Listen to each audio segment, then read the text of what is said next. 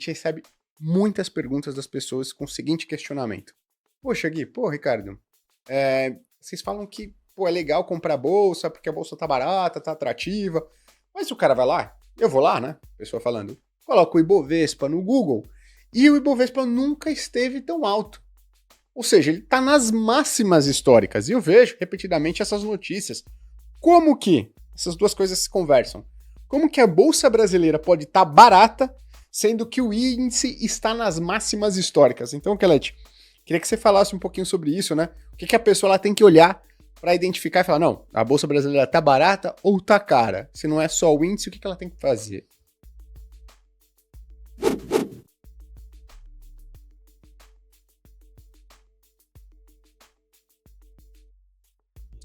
Ótima, primeira boa pergunta. E a gente sempre gosta de refutar um pouco dessa afirmação. Quando a gente vê alguns parceiros nossos e o pessoal querendo talvez criar uma narrativa de que a bolsa está de graça, a bolsa está barata, e a gente tem que entender que dentro da bolsa existem várias bolsas.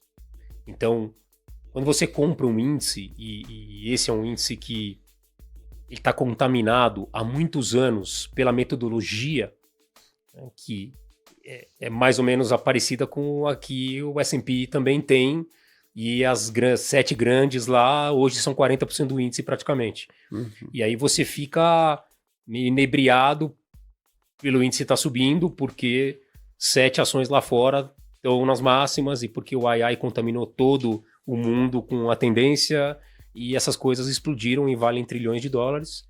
E aí você vai ver o S&P no ano, que sobe quase 15%.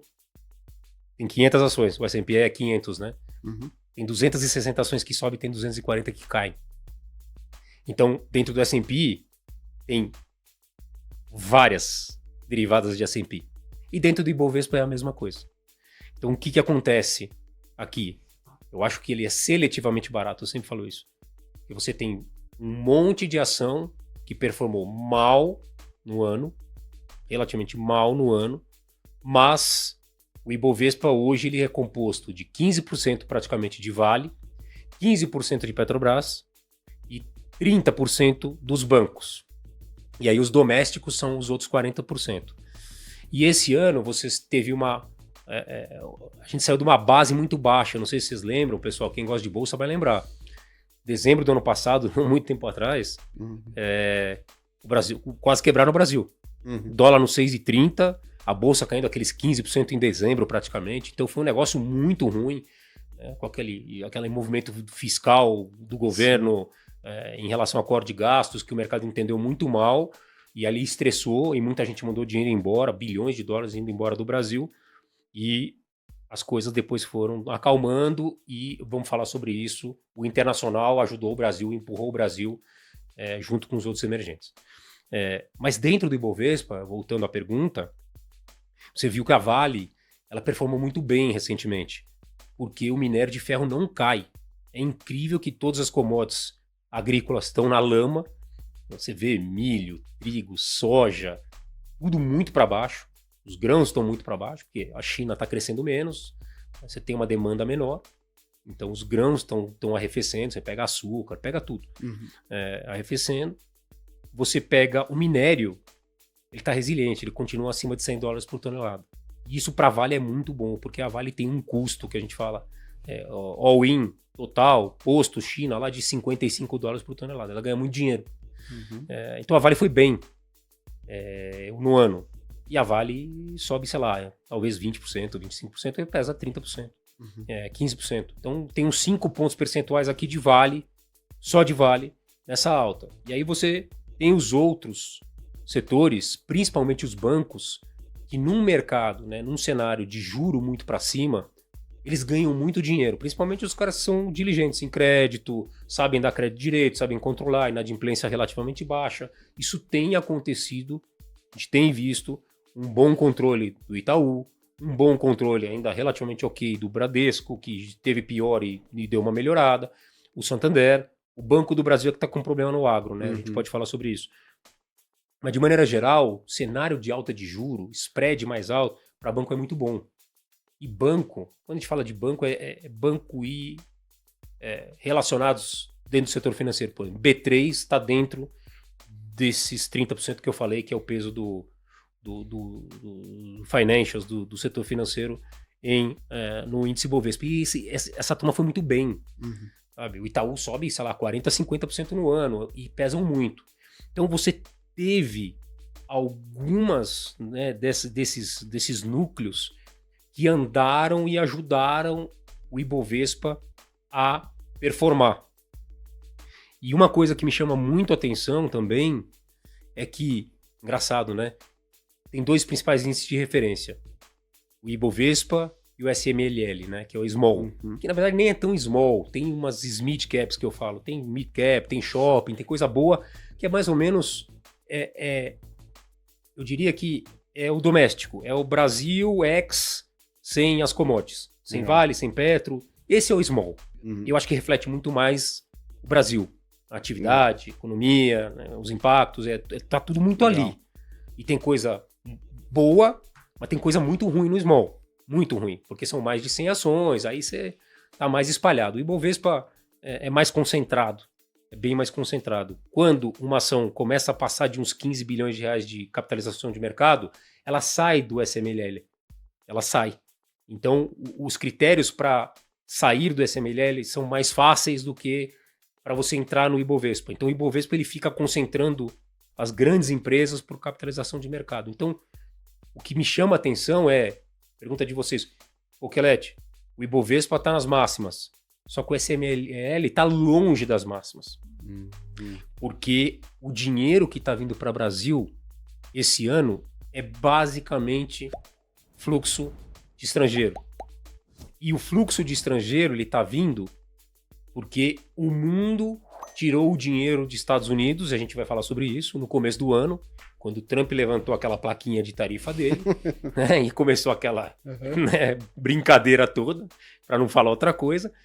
Eu acho que a forma, assim, o que ele queria com isso dá para entender, mas a forma sempre foi muito ruim, na minha opinião. E aí, a hora que ele começou a fazer aquilo lá, o pessoal falou, opa, peraí que eu não posso ter todas as minhas, né, os meus ovos numa cesta só, vamos sair um pouco de US e vamos começar a dar um dinheiro para o mundo inteiro. Então, você teve fluxo para a China, você teve fluxo para a Coreia do Sul. Coreia do Sul é o mercado emergente que mais sobe no ano, sobe 90% em dólar. Falou do Brasil que está bem, com 40% em dólar, Coreia sobe 90%. E tem outros emergentes que sobem mais que o Brasil. O Brasil está meio que na média.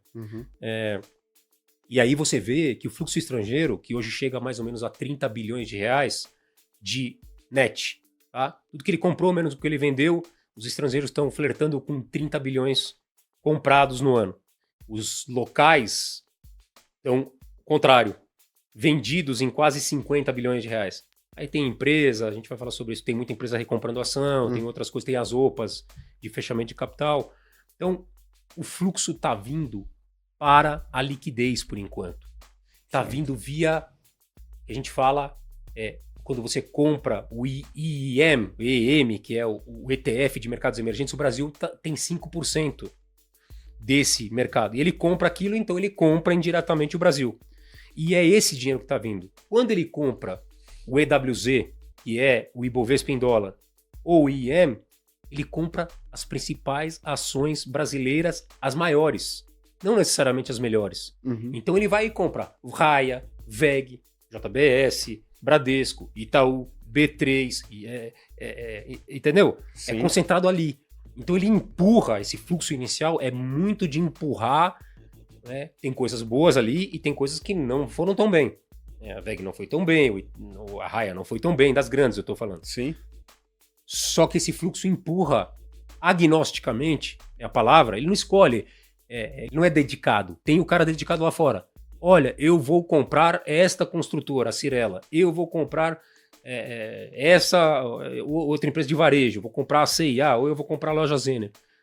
Por enquanto, foi muito menos esse cara, que a gente fala que é o dedicado, e foi mais o cara global. O cara global olha, eu vou tirar um pouco de dinheiro de develop, que a gente fala que é mercados desenvolvidos, principalmente Estados Unidos, e vou jogar para a Europa. A Europa vai muito bem, os mercados europeus também estão nas máximas históricas, na média, mas eu vou jogar para emergentes. E quando ele joga para emergentes, ele pega o Brasil com 5%. Então, a explicação por Ibovespa estar na máxima é muito essa. É muito macro global. Legal. Só em função da desconfiança em relação aos Estados Unidos. Agora, a recente piora e, enfim, questionamentos em relação à bolha do AI, essa postura do Trump, o dólar perdendo valor, e isso é bom para as emergentes, fluxos mudando dos Estados Unidos para lá, para cá e para outros lugares. Então, é essa combinação que fez impacto no mercado agora. Legal. E essa combinação vai para liquidez. Legal. Então, a segunda e a terceira linha que a gente fala receberam menos empurrão. Por isso que a gente está vendo o Ibovespa nas máximas e não necessariamente tão barato, eu diria.